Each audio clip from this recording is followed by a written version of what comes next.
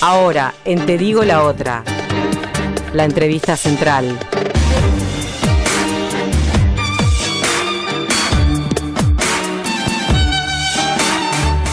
Bien, y recibimos en los estudios de la Uniradio a la licenciada en Ciencias Políticas, Natalia Carrao. Ella integra Redes Amigos de la Tierra, una organización social uruguaya. Muchas gracias por tenerte con nosotros acá en Te Digo la Otra. Muchas gracias a ustedes por invitarnos. Bien, nos estaba acomodando el micrófono, hay que decirlo, para que se escuchara bien. La magia de la radio. La magia de la radio, exactamente.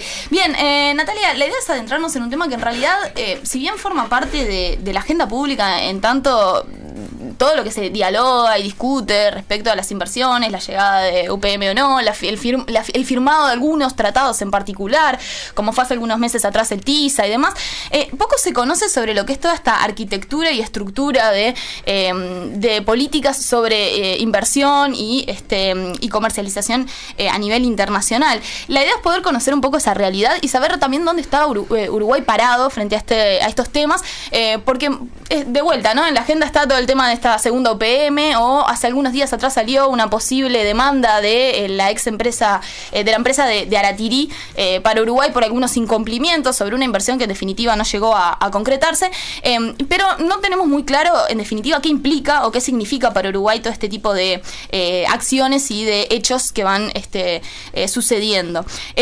Para adentrarnos un poco en el tema, ¿verdad? Porque este tema de la globalización, digamos, abre siempre una discusión en torno a, bueno, la capacidad que tienen los estados efectivamente de ser independientes, ser autónomos en todas sus determinaciones, en las acciones que realizan y demás.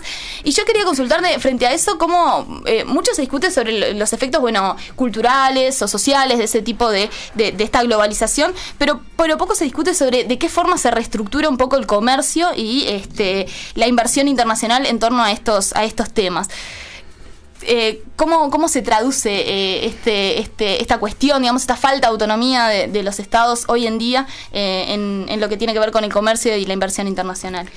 Sí, en realidad a mí me parece que la palabra capaz que más precisa es cuánto se pierde o cuánto se gana de soberanía, como un término que apela a la autonomía, pero que no plantea la independencia total de los estados frente a lo que pasa en la arena internacional, porque eso es imposible.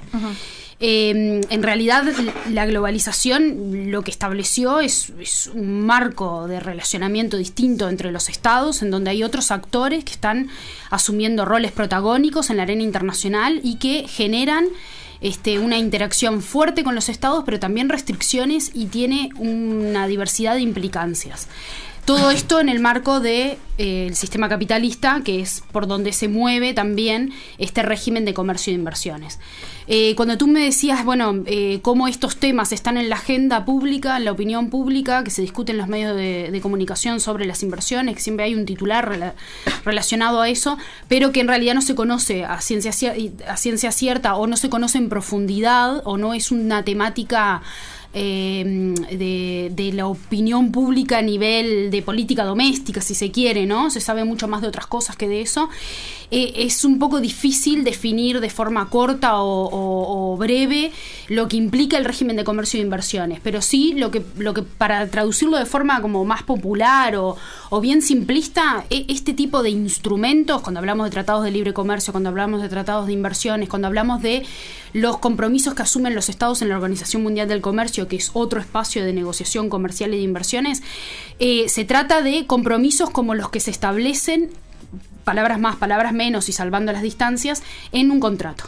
Entonces uno se condiciona a ciertas obligaciones y ciertos derechos. No todos los tratados tienen la misma jerarquía ni tienen las mismas implicancias, pero sí se mueven en un marco en donde la liberalización, la desregulación, la apertura comercial y económica y el libre flujo de capital son las premisas que dirigen este tipo de instrumentos. Entonces, verlos solos sin atarlos a otro tipo de políticas que tienen que ver con las domésticas y que también están en relación con condicionamientos que vienen de organismos financieros internacionales, por ejemplo el FMI y el Banco Mundial, que todos escuchamos hablar alguna vez de ellos. No tenemos la fotografía completa, ¿sí? Dicho esto, ¿qué margen de maniobra tiene el Estado? Bueno, el Estado como soberano es quien firma esos tratados. Los tratados de libre comercio y los tratados de inversiones se firman entre Estados, que también son soberanos, cuyos gobiernos son elegidos democráticamente, o uno aspira que así sea. Por tanto, hay una legitimidad en esos instrumentos que se firman. ¿Qué implican esos instrumentos? Es como otro tema. Y parte de ese contrato que se firma tiene letra chica muy grande. Siempre se dice, ¿no?, de la letra chica de los contratos, qué es lo que dice, cómo hay que leerla bien. Y en este caso es bastante tramposo lo que implica esa letra chica, porque cuando tú te enfrentas a un texto de un tratado, en realidad ves muchas palabras que apelan a lugares comunes, a la promoción, a la cooperación, a estándares, homologar estándares para hacer las cosas fáciles para que vengan a invertir. Y Uruguay es un país pequeño, que tiene un mercado pequeño, que tiene muchas dificultades para ganar escala productiva y para hacer encadenamientos productivos, por eso necesita tanto de la región. Por tanto, se le va la vida en las inversiones, porque las inversiones generan empleo, o se espera que generen empleo, y podrían traer un derrame en la economía general que es positivo. Y digo podría porque parte de la discusión de las inversiones, y es lo que no se discute en la opinión pública, tiene que ver con lo que nosotros llamamos mitos, o lo que nosotros los presentamos como mitos. ¿Qué es lo que la teoría económica dominante establece que las inversiones nos van a dejar cuando vengan al país, ¿no? Y ahí hay algunas preguntas que no tienen siempre una respuesta. Lo que la teoría te dice es: viene un emprendimiento productivo grande, se instala, por supuesto va a generar empleo, directo e indirecto, por supuesto va a dinamizar la economía local, pero hay otros elementos que tienen que ver más directamente con el desarrollo que no están tan claros que los deje la inversión. Sobre todo cuando esa inversión viene en sectores productivos extractivos, intensivos en el uso de materia prima, etcétera, que son los que fuertemente han venido también a Uruguay, igual que en el resto de América Latina. Entonces, esos componentes como transferencia tecnológica, como empleo de mano de obra de alta calificación, como lograr encadenamientos productivos con otros sectores que generen más valor agregado dentro de la propia economía nacional o con la región, eso no está tan claro que sea así. Y eso es lo que más fuertemente está condicionando la posibilidad de desarrollo, entendiendo el desarrollo desde un abanico bien amplio, no solo el económico. Lo que vos decís es bastante fácil de ver, de advertir. ¿Por qué los gobiernos, uno podría decir, bueno, de una forma muy ingenua, bueno, todos los gobiernos quieren todo lo mejor para la sociedad? ¿Por qué siguen apelando entonces a este tipo de tratados y de políticas? Bueno, yo te puedo intentar decir algunas cosas que pareciera que son parte de los argumentos de esas decisiones, pero después las preguntas esas las tendría que responder sobre todo un hacedor de políticas, ¿verdad? Yo creo que hay una fuerte determinación que viene de cómo se transfieren las buenas políticas o las prácticas políticas que vienen de think tanks, fundaciones, también y fuertemente de organismos internacionales de crédito, no solo el Banco Mundial y el FMI, también el Banco Interamericano de Desarrollo, también instituciones que hacen parte a las políticas regionales de otras regiones, que establecen ciertas directrices de lo que un país debería hacer para apelar al desarrollo. Así como en los 90 el FMI y el Banco Mundial promovían la firma de préstamos y préstamos condicionados, esos préstamos también tenían una letra chica, que lo que apuntaban era a ciertas reformas en las políticas públicas de los países tendientes a la liberalización, a la apertura, etcétera. Ahí hay preceptos atrás de eso, de lo que puede ocurrir para el país, ventajas, beneficios, si aplica esas promociones. ¿Cuánto hay de imposición de eso y cuánto hay de legitimidad o de libre albedrío de los estados de firmarlo? Bueno, es como otra pregunta. Hay un poco de las dos cosas, porque también esos préstamos, al estar condicionados a esas políticas, había un poco de la política dura, ¿no?, de la presión. Entonces yo creo que por un lado hay una fuerte incidencia de eso que no nos permite pensar, no nos permite en primer lugar debatir honestamente sobre estas cosas. Debatimos condicionados, ¿no? Sí, pero porque debatimos solamente de si es esto o no. Y no si existe otra alternativa. El tren pasa, la idea de que el tren pasa, ¿no? Sí, y de que hay que subirse a todo lo que hay, porque además todos los países hacen lo mismo. ¿Por qué Uruguay cambiaría su trayectoria? Bueno, podríamos pensar que está bien lo que hacen todos los países, pero también podríamos pensar que a nosotros no nos beneficia del todo, y también podríamos pensar que hay un castigo muy duro al que se desvía de esa trayectoria, ¿no? Entonces, la mayor parte de los países del mundo aplican políticas de liberalización de las inversiones y de promoción y de atracción que no necesariamente están dando los resultados que quieren para el mundo en desarrollo. Otra cosa y otra pregunta es para el mundo desarrollado, que en realidad son los que exportan esas empresas transnacionales y son los que exportan capital. Son esas empresas transnacionales las que vienen al sur global, las que históricamente, esto es parte de una configuración de la evolución del sistema capitalista, ¿verdad? Y de que hay que remitirse a los mediados del siglo XX para entender los cambios que hubo en la producción global, para comprender cómo son esas empresas las que vienen a instalarse fuertemente. Esto no quiere decir que no vengan empresas del sur global a otros países del sur global. Brasil exportó mucho capital y se instalaron fuertemente algunas empresas brasileras en otros países del sur global con las mismas dinámicas y con los mismos esquemas de funcionamiento, ¿no? Que ahí viene esa es la parte de todos los impactos que tiene. Los que nosotros cuantificamos y los que no cuantificamos, pero deberíamos hacerlo. Y ahí es donde entra más fuertemente esa pregunta de qué nos deja y qué no. ¿Estamos contabilizando todos los costos o solamente estamos viendo algunos costos y todos los beneficios potenciales que nos dice la receta que va a traer? Y es esa la pregunta que pocas veces se hace y que nosotros creemos que debería hacerse más, porque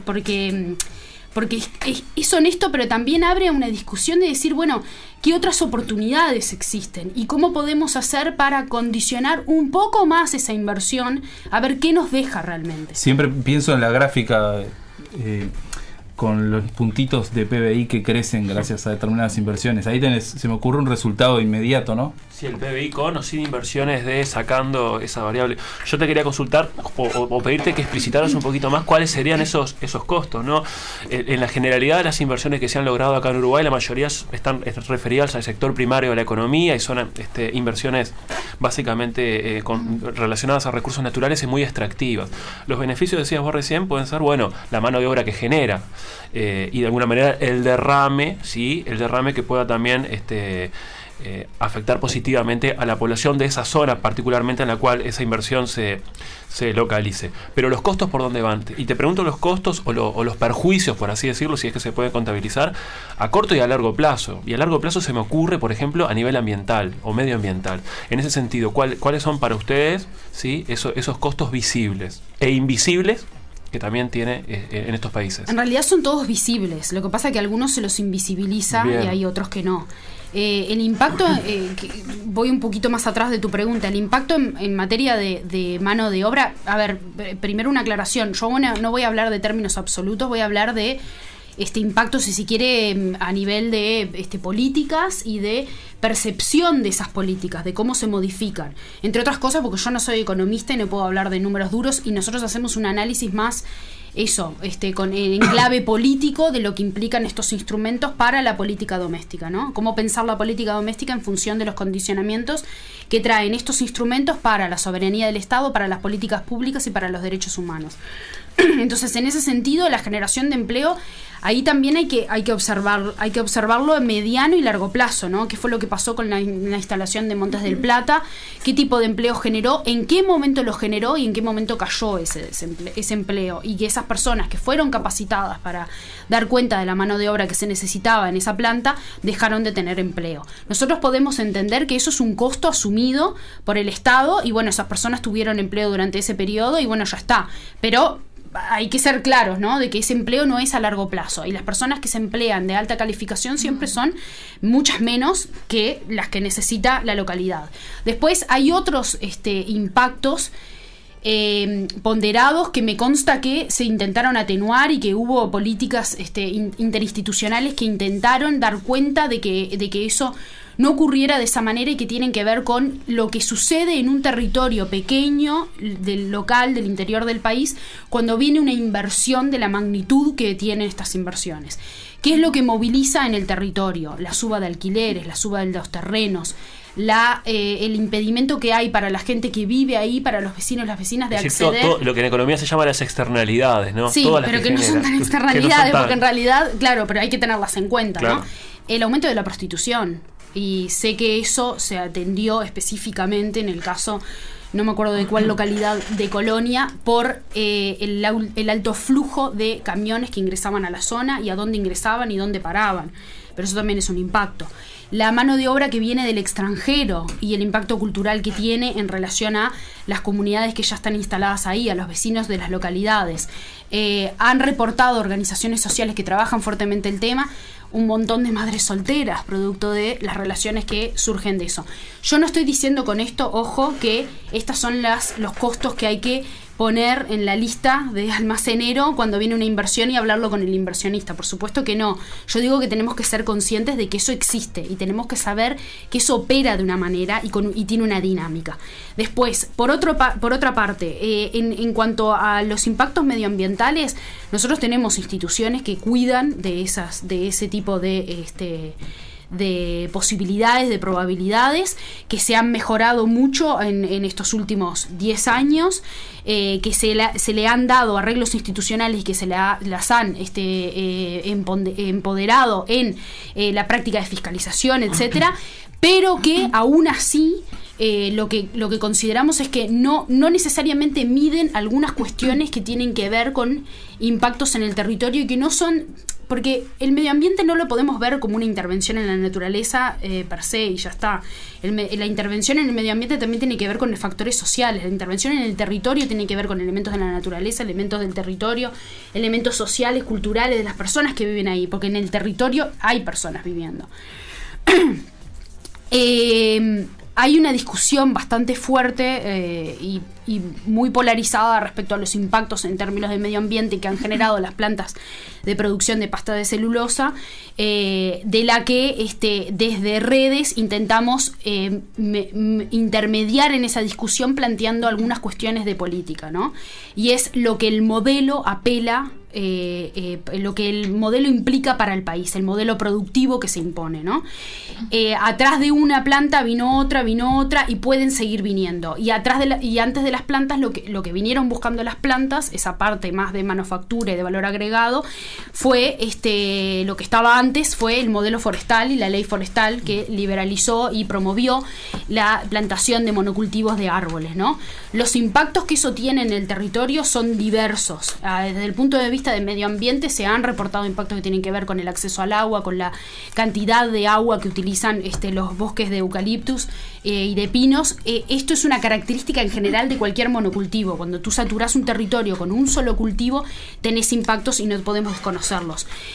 Pareciera ser que el impacto de los monocultivos de la soja tuvo mucho más repercusión en el medio ambiente porque tuvo mucho más repercusión social, lo que generó, porque venía fuertemente asociado, aunque los monocultivos de eucaliptus también, a un paquete tecnológico con un alto uso intensivo de agroquímicos, y eso tiene un impacto directo en las personas porque de hecho en nuestro país las están fumigando en las escuelas rurales, a las maestras, a los niños, los animales.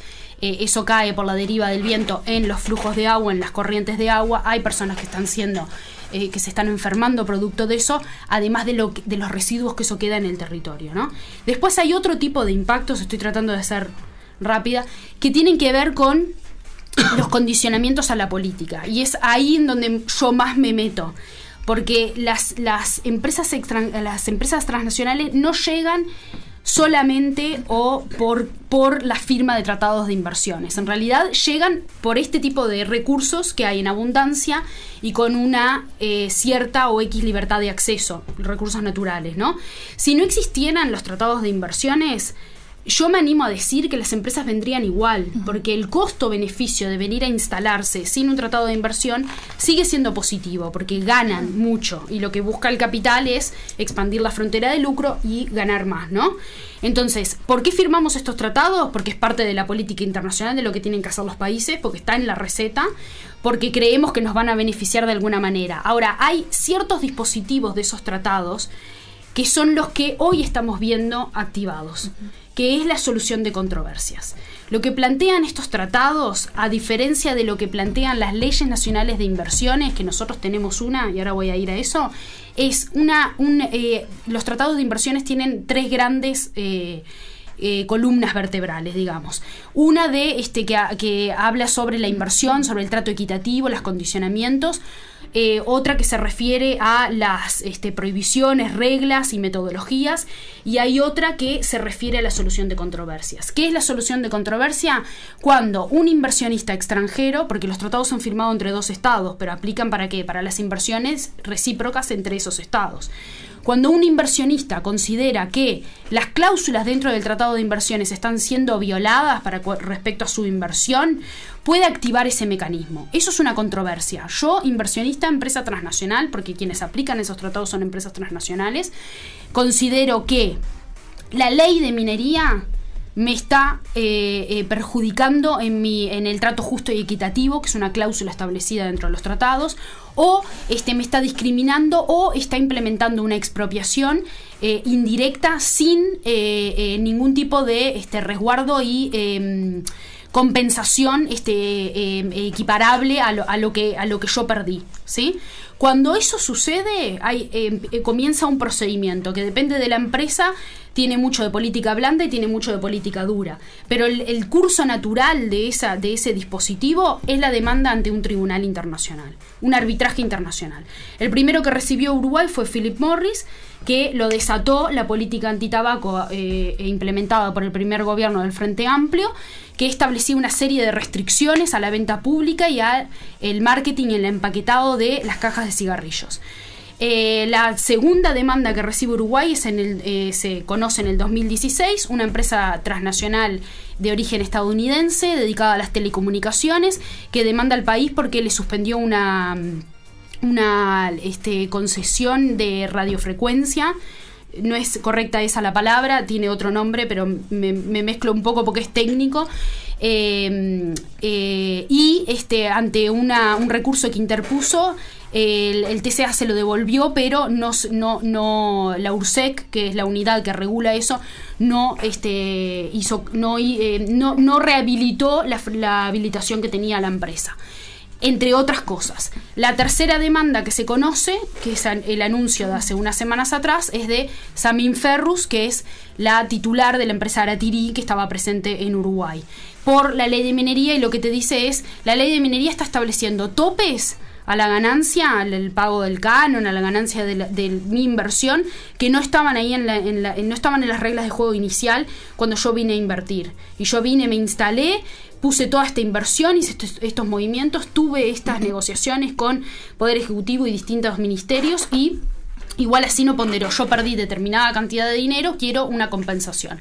Lo que hace ese mecanismo, que eso es lo más jodido, si se quiere, para hablar en criollo, me disculpan la expresión, es sacar al Estado del entramado jurídico nacional y llevarlo a otra esfera, a una esfera que va por encima del Estado, que no es votada por los uruguayos, que carece ciertamente de legitimidad por cómo opera, que se mueve en el marco de otro tipo de legislación, a pesar de que el tratado es el que tienen como amparo para establecer esa demanda, y que opera con una institucionalidad que a menudo juega a favor del inversionista, a pesar de que se ha fallado a favor del Estado. Y ahí el ciudadano uruguayo también queda bastante desprotegido en esa, ¿no? Ante y bueno, esa situación. Algunos efectos que podemos pensar de eso es: Uruguay ganó el juicio contra Philip Morris. Igual hay $6 millones aproximadamente que se tenían que pagar por gastos de representación.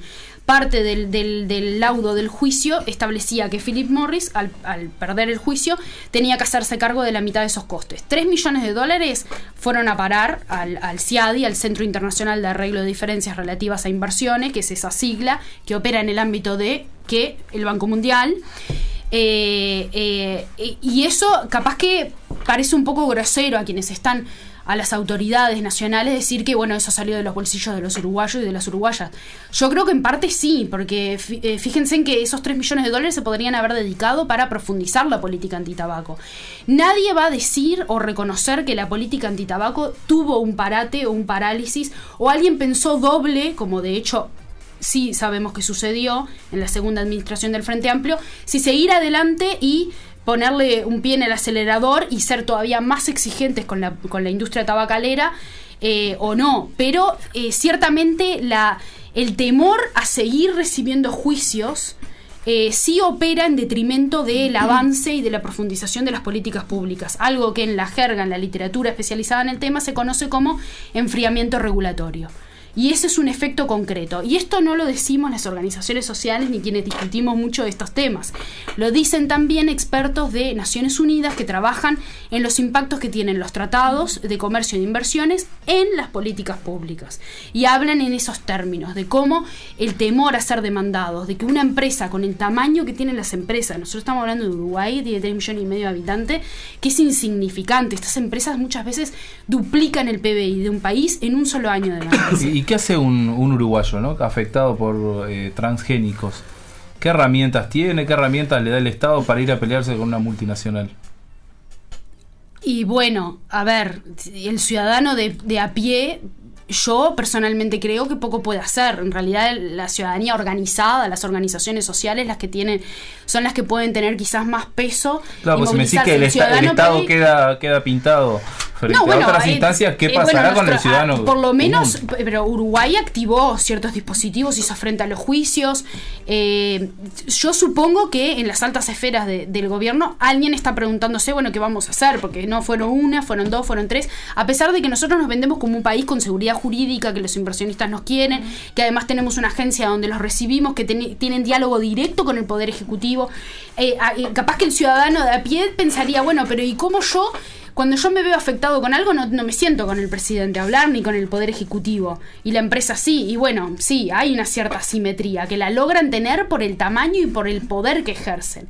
Entonces, creer que en la arena internacional los únicos que tienen un sí o un no en las negociaciones de cualquier tipo, porque cuando hablamos de guerra es lo mismo, son los estados porque son soberanos, es ser un poco ingenuo, ¿no? Y no entender que quienes están imponiendo reglas fuertemente también son estos actores, que no son elegidos por nadie en ningún tipo de elección democrática. Sí, Natalia, yo te quería consultar un poco en realidad por la etapa previa a la firma de los tratados, que tiene que ver con estas rondas de negociaciones, y es un poco cuando se establecen estas condiciones a las que hacías referencia recién, porque en realidad, por ejemplo, el TISA y también tratados de ese tipo se caracterizan por tener como mucho secretismo en toda la etapa previa a la firma de los tratados, ¿no? En todo lo que son esas rondas. ¿Podrías explicar un poco cómo opera ese secretismo y cómo se dan esas rondas? ¿Cómo es que se invita a los países a participar? ¿Cómo funciona eso? Bueno, en realidad los tratados de inversiones, que es lo que veníamos hablando hasta ahora, en realidad tienen como un modelo prefijado, por decirlo de alguna manera. Algunos países han ensayado formatos distintos. Eso no se negocia porque eso es lo que el Estado se sienta a ver con el otro Estado. En todo caso hay una negociación bilateral. En el caso de los tratados de libre comercio o los acuerdos megaregionales, que son los que tú mencionabas, el acuerdo sobre comercio de servicios, el TISA, el Transpacífico, que es el TPP, u otros que se negocian en otras regiones del mundo, sí tienen instancias de negociación. Como decías vos, Florencia, son a puertas cerradas, se conoce lo que se está discutiendo ahí, solamente se ha conocido lo que se ha discutido ahí solamente por filtraciones, específicamente de Wikileaks, y análisis que después expertos realizan sobre esos textos filtrados. Ahí las negociaciones son duras, ¿no? Durísimas. Si tienen contacto con alguno de esos textos filtrados, ustedes van a ver que además hay una jerga como muy específica que dificulta mucho el entender lo que te estás refiriendo cuando tenés esto. No es un contrato de alquiler, que ya es complicado entenderlo para cualquier uruguayo o uruguaya. Es muchísimo más complejo que eso. Y ahí vos tenés lo que se está planteando en los capítulos, en las distintas composiciones de la estructura del texto, a negociar, y también tenés las propuestas que los países están haciendo, entre corchetes con las siglas de los países, lo que está proponiendo uno, lo que está rechazando en función a la propuesta del otro y lo que está proponiendo otro, así con los 20 países que forman parte de un acuerdo, los 20 países. Uno de los temas que más generó rispidez y resistencia en la movilización popular, en el campo popular, en todos los países donde se están firmando o negociando estos acuerdos, es lo que vos decías, el secretismo y cómo detrás de puertas eso no se conoce. Quienes lo negocian generalmente son equipos de gobiernos muy selectos, que te diría que la amplísima mayoría debe estar compuesto por relaciones internacionales y sobre todo economía y alguna otra oficina de comercio, porque hay algunos países que tienen un ministerio de comercio, etcétera. Y muchas veces, como sucedió en Uruguay, otras carteras ministeriales, otras autoridades del gobierno desconocen lo que se está negociando ahí. Cuando se discutió en Uruguay permanecer en las negociaciones del TISA o salirse, empezamos a ver que había muchas carteras ministeriales, salud, telecomunicaciones, dentro de industria y energía, o las propias empresas públicas que Uruguay tanto defendió de su privatización y desregulación, no estaban en conocimiento de lo que implicaba. De todos modos, yo me animo a decir que si vieran los textos, es muy difícil entender las implicancias que tienen, porque tiene como no está codificado, no se imaginen que hay jeroglíficos, es letra escrita, ¿verdad? De español, inglés, el idioma en el que esté, casi siempre inglés. Pero hay palabras muy bonitas en las que todos estaríamos de acuerdo. Transparencia, por ejemplo. El anexo de transparencia del TISA. ¿Quién va a estar en contra de la transparencia? Nadie, ¿verdad? O sea, todos queremos que los procedimientos jurídicos de definición de licitaciones, de lo que sea, sean transparentes. Sin embargo, ese anexo sobre transparencia del TISA lo que establece es justamente una especie de lobby institucionalizado. Esto es una interpretación que hacemos nosotros, ¿no? No es lo que dice el texto. Lo que apela es que las políticas que estén diseñando los estados o sancionando leyes, reglamentaciones, lo que sea que se esté discutiendo. Por ejemplo, la ley de comunicación, la ley de servicios de comunicación audiovisual, creo que es ahí así que se llama, o el decreto sobre la restricción para comercializar tabaco, etcétera, o una política específica como la política que llevó adelante Antel para universalizar el acceso a internet y construir una planta de almacenaje de todos los datos para que los datos de los uruguayos y las uruguayas que se manejan en distintas instituciones públicas sean albergadas en esa nube, en esa infraestructura local y no en otra extranjera. Todo eso tiene que ser puesto en conocimiento de los actores privados interesados, quienes son las empresas que se dedican a cualquiera de esas actividades productivas. Y tienen que, el gobierno está obligado, aunque no dice obligado muchas veces el texto, a abrir una mesa de diálogo con esos actores. Esto está bien, te parece bien, hay desacuerdo de un acuerdo, consideran que tope, esta limitación. Ese tipo de preguntas están sujetas a actores privados que nada tienen que ver con el hacer del gobierno, que además a la población no se le pregunta si están de acuerdo o no, porque ¿qué pasa? Cuando el partido de gobierno gana una elección, gana con un programa, ¿verdad? Con una propuesta programática a 5 años que establece líneas generales en las que se van a instrumentar determinadas políticas. Ahí está la legitimidad, el contrato que el gobierno firmó con el Estado está ahí, pero esa empresa no tiene un contrato con la población ni ha refrendado su autoridad, ¿no? Entonces el anexo sobre transparencia, por ejemplo, te imprime esas obligaciones. Es ese tipo de condiciones que lo llamamos o se las pueden encontrar como los nuevos estándares de negociación, están siendo incluidos también en nuevos tratados de libre comercio o en tratados de libre comercio que ya tenían los países y que se renegocian.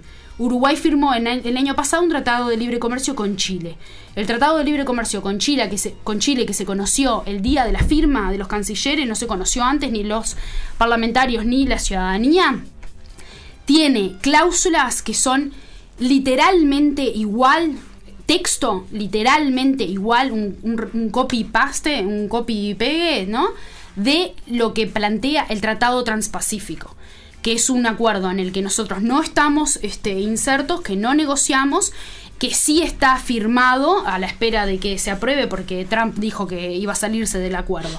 Entonces, esos estándares, los nuevos estándares, están siendo homologados, están siendo incluidos en los tratados de libre comercio que ya existían antes y que los conocimos cuando discutimos si firmar o no con Estados Unidos, que Uruguay no ha firmado muchos porque estaba dentro del marco del proceso de integración regional, que establecía ciertos condicionamientos a ese tipo de instrumentos porque plantean una liberalización mucho más amplia, profunda y agresiva que lo que implica estar en un proceso de integración regional. Ahora que el proceso de integración regional está, por decirlo de alguna manera, desintegrándose, un poco complicado de más y prendido fuego prácticamente la región, surge esa necesidad de salir a buscar otras cosas. El problema es que otras cosas, ¿no? Y esto es como, bueno, correr de una puerta de una casa que se está incendiando a otra que le está pasando por arriba una topadora, no sé. Ahí hay que tener cuidado de lo que a los compromisos a los que nos atenemos a eso. Me fui un poco por las ramas de tu pregunta. No sé si vos querías que profundizara algo más sobre el proceso de discusión en Uruguay de ese tema. No, sí, capaz que un poco vieron cómo fue en Uruguay que se llegan a enterar los movimientos sociales de este tipo de filtraciones, ¿no? No sé si fue por medio de Wikileaks o en realidad por medio de otras organizaciones que ya tenían información. ¿Cómo sí, se dio? En el 2015, en realidad en el 2014 se sabe que Uruguay solicitó el ingreso al TISA, estoy acordándome de memoria, capaz que me equivoco en alguna fecha. En el 2015 fue cuando se discutió fuertemente porque se conoció la decisión de aceptar el ingreso de Uruguay. El movimiento sindical en Uruguay, nucleado en la única central, PIT-CNT, fue uno de los primeros en alertar esto, un poco por la preocupación de otras centrales sindicales de otros países de América Latina o del mundo, pero también de las federaciones sindicales internacionales, en concreto la Internacional de Servicios Públicos, la ISP, que estaba en una fuerte resistencia a este tipo de acuerdos por lo que implica para las empresas públicas y los servicios públicos. Y ahí comenzó también con otras organizaciones sociales.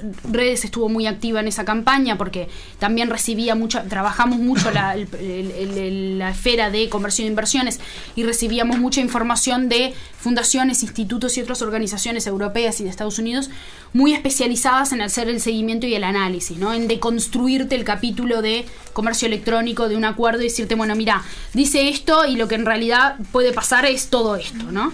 Esta palabra hay que entenderla de esta manera. Nosotros también nos formamos de alguna manera, eso es importante decirlo, porque si no parece como que somos unos eruditos que nacimos con esa sabiduría y no, hay que ponerse a leer, investigar, y ahí uno se da cuenta de lo que están planteando los acuerdos. Y a partir de eso empezó como una discusión de sacar eso al público, ¿no? A la opinión pública, de posicionar el tema en la opinión pública, de decir, bueno, al uruguayo o uruguaya que no le importan mucho los temas internacionales, que en general está muy preocupado por la seguridad, por los crímenes, por la educación, algunos, etcétera. Bueno, ¿cómo le decís está pasando esto?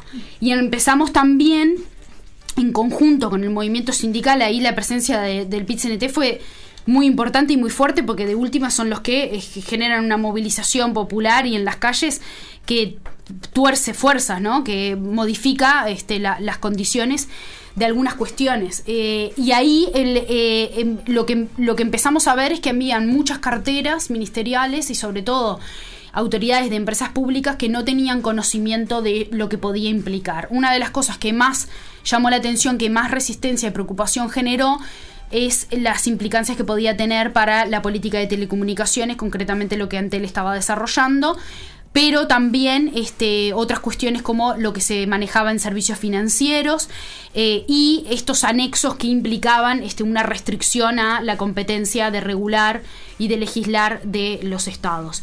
Yo pienso que la decisión, finalmente esto se laudó con una discusión muy fuerte dentro de la fuerza política, donde se ponderó los pros y los contras, en donde se terminó votando por plenaria, un poco por decisión del presidente de la República, que puso esta decisión en la fuerza política de gobierno. Habían quienes decían que el tratado estaba contradiciendo las líneas programáticas del programa de gobierno del Frente Amplio. En lo personal y nuestra organización creíamos que así era, además de tirar por tierra un poco los esfuerzos de la construcción del proceso de integración regional, porque son ideológica, estructural, pero también materialmente contradictorios este tipo de inserciones internacionales, vía acuerdos de libre comercio de cualquiera de sus tipos y generaciones, o procesos de integración regional que apelan a una complementariedad en la construcción de políticas regionales realmente que es distinta e imposible de llevar adelante en un tratado de libre comercio, sino preguntarle a México cómo le ha ido con el NAFTA, con Estados Unidos al lado y uno de los socios más importantes del acuerdo. Me gustaría también decir que el Tratado de Libre Comercio que Uruguay firmó con Chile tiene muchas de estas cuestiones que estaban en el TISA. Y es un poco la pregunta que hacemos, ¿no? Y que invitamos a todos a hacerse.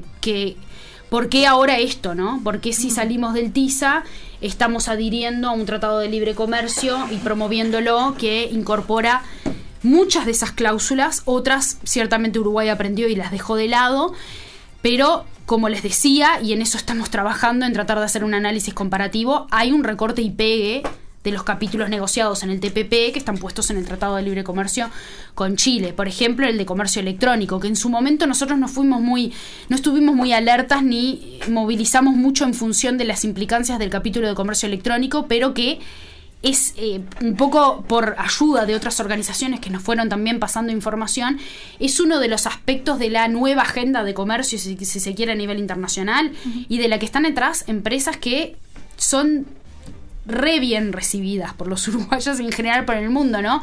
Google, Amazon, Netflix, todas estas empresas dedicadas al mundo digital, a la tecnología, a la comunicación, que están tan presentes en la vida nuestra y cada vez más están atrás de muchas de estas cláusulas que están imponiéndose bajo el nombre de comercio electrónico, ¿no?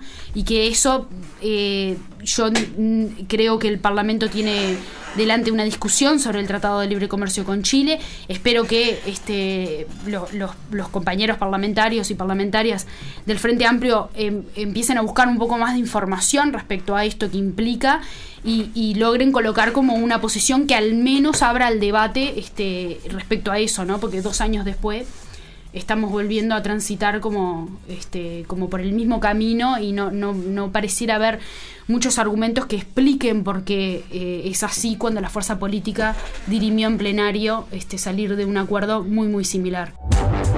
Te digo la otra, la política dicha desde otro lugar.